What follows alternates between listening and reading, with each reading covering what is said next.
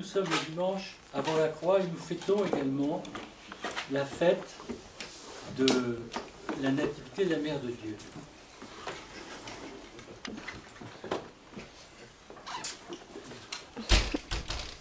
Cette fête,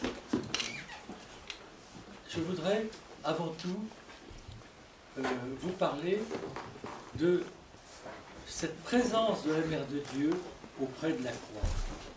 C'est quelque chose qui est souligné dans des icônes roumaines peintes sur du verre, et ce sont des icônes populaires en Roumanie, où on voit la Mère de Dieu, et au fond de l'icône, on voit la croix du Christ, et la Mère de Dieu triste, qui pleure la mort de son Fils, la mort de celui qu'elle sait être la vie, qui est dans cette antinomie, de pleurer la mort du vivant, de celui qui donne la vie, mais qui assume notre humanité, nos faiblesses, et qui accepte la mort, lui l'immortel, pour, à travers cette mort volontaire, ce sacrifice de la croix, nous conduire à la résurrection.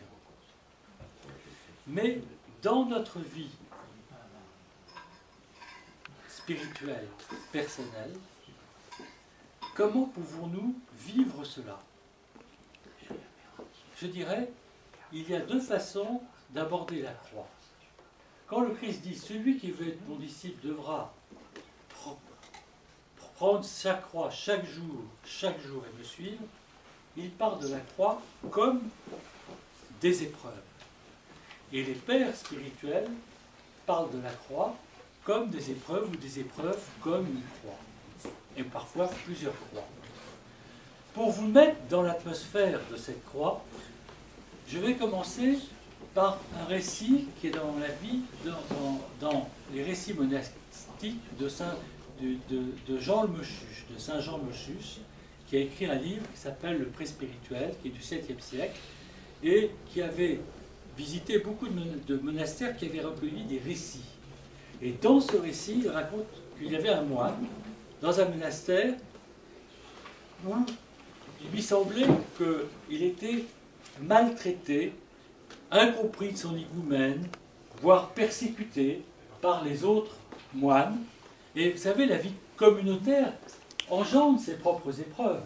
Quand on lit par exemple la vie de saint Séraphin de Sarov, c'était un saint reconnu de tous, sauf des habitants de son monastère, qui ne comprenaient même pas pourquoi tant de monde venait le voir. Et l'higoumène Niphone du monastère de saint Séraphin de Sarov ne voyait pas la sainteté du saint. Et il était persécuté par le père abbé, l'higoumène, disons dans les orthodoxes, et par des frères moines. Donc, dans le récit de Meuchus, nous voyons un moine qui crie et qui prie le Seigneur. « Ma croix est trop lourde, ma croix est trop lourde. Seigneur, je n'en peux plus. Ma croix est trop lourde. » Et un jour, lui apparaît un ange lumineux et qui lui montre trois croix. Une croix qui allait presque jusqu'au ciel, une croix moyenne qui était à peu près de la grandeur d'un édifice religieux, et enfin une croix toute petite qui arrivait à peu près à la taille du saint, du moine, pas un saint. Je n'en sais rien en réalité. Et l'ange dit à ce moine, le Seigneur a écouté ta prière, il te permet de choisir ta croix. Et évidemment, le moine se précipite sur la plus petite en disant, je choisis celle-là. Et l'ange lui répond, mais c'est celle que tu as déjà. Ce qui veut dire que l'apôtre Paul nous dit, il n'y a pas de croix que nous n'ayons reçu la grâce de la supporter. Elles nous paraissent lourdes, mais en réalité, elles sont adaptées à nous. Les épreuves sont adaptées à nous. Et ce que je voudrais surtout insister, c'est que le Christ ne nous est pas extérieur.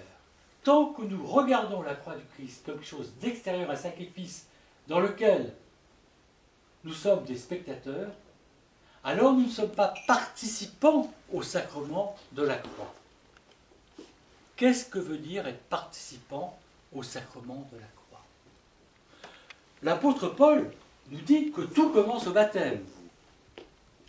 Ensevelis avec le Christ, nous ressuscitons avec lui.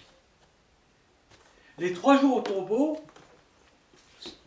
la triple immersion du baptême ne signifie pas seulement la Trinité sainte, au nom du Père, du Fils et du Saint-Esprit, mais l'Église orthodoxe insiste qu'il y a une double signification, c'est enseveli avec le Christ dans le baptême. Les 3 immersions symbolisent les 3 jours au tombeau, qui sont les conséquences de la croix, dans lequel la croix est présente. Ces 3 jours, c'est une mort volontaire. Et à la 3e immersion, nous nous relevons dans la résurrection du Christ. Nous voudrions avoir un accès direct à la résurrection qui ne passe pas par la croix. Ah, le monde, c'est merveilleux. Nous avons accès directement à la vie, à la résurrection. Mais résurrection, ça veut dire se relever de la mort. Comment peut-on se relever de la mort si on a d'abord refusé la mort? La résurrection, la plus grande fête de l'Église orthodoxe, la plus grande fête chrétienne, qui est dans une joie incomparable, présuppose la mort volontaire, l'acceptation en nous de tous les signes de la croix. Qu'est-ce que le sacrement de la croix dans notre vie? Eh bien, je veux d'abord vous dire ce qu'il n'est pas. Quand j'ai entendu, et je l'ai entendu dans ma vie, cette phrase épouvantable, absolument sacrilège. Qu'est-ce que j'ai fait au bon Dieu pour qu'il m'arrive ce qui m'arrive? Ça, c'est atroce. Ça, c'est ce qui n'est pas la croix. Alors, je vous dis tout de suite, on est en dehors de la croix, en dehors d'une vie chrétienne, en disant ça. En revanche, la croix, c'est de dire, Seigneur, toi qui as souffert personnellement pour mes faiblesses, pour me racheter, pour me purifier. Je dis avec l'apôtre Paul, je souffre, et c'est une citation de l'apôtre Paul, je souffre pour tout ce qui manque à la passion du Christ. Mais les théologiens répondront que cette phrase est quasiment sacrilège.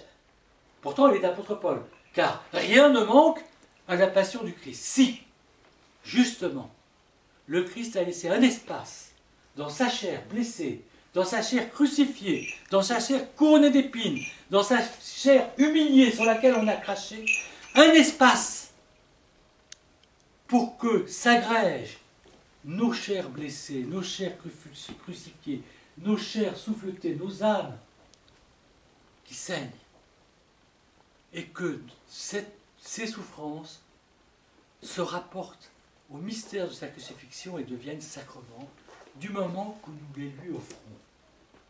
Mais nous lui offrons avec le sentiment que nous sommes pécheurs et que cela nous rend participants à notre salut dans celui qui, comme un agneau innocent, s'est laissé sacrifier pour nous, lui qui est sans péché. Nous lui apportons avec nos épreuves, nos péchés, c'est la synergie de l'acceptation de la croix dans notre vie. Nous pouvons faire de nos épreuves quelque chose de riche, d'extraordinaire, de positif, même en criant « Seigneur, c'est trop dur pour moi, je n'en peux plus », on a le droit de crier. Les saints l'ont fait. On a le droit de dire que c'est trop. Mais je l'accepte pour toi, Seigneur. C'est trop, mais je l'accepte pour toi. Et donne-moi la grâce de te l'offrir. Je n'en suis peut-être pas encore capable, mais j'en serai capable un jour. Mais je l'accepte. Déjà, l'acceptation avant l'offrande est déjà une participation au sacrement de la croix. Et elle nous fait rentrer dans ce sacrement de la croix, dans ce prolongement de notre baptême, dans lequel notre âme ressuscite de la mort et devient vivante. Voilà, mes enfants, nous façons les épreuves, il y a quelque chose de bon sens. Même les païens ont des épreuves. Même ceux qui refusent Dieu ont des épreuves. Connaissez-vous une vie sans épreuve? Moi, je n'en ai jamais vu. Mais on peut de l'épreuve faire quelque chose qui est un handicap. Tant qu'on est dans la révolte, ça devient un handicap, une obsession, quelque chose qui n'est pas maîtrisé, ou on en fait, dans l'acceptation, en le rapportant à la croix, on en fait un sacrement. Et ce sacrement nous donne la joie pascale, la joie de la résurrection. Je vous assure, Si nous acceptons, nous rentrons dans la paix intérieure et nous connaissons la joie résurrectionnelle. Glorifions le Père, le Fils et l'Esprit Saint, seul Dieu dans tous les siècles des siècles.